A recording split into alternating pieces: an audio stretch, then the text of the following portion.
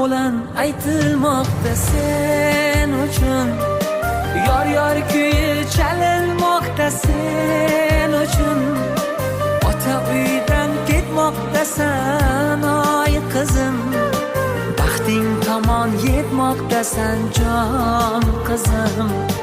Bugun o'lan aytilmoqda sen uchun. Yor yor kuyi chalinmoqda sen uchun. Nahot bugun keldi o'sha on qizim, endi ota uyiga mehmon qizim.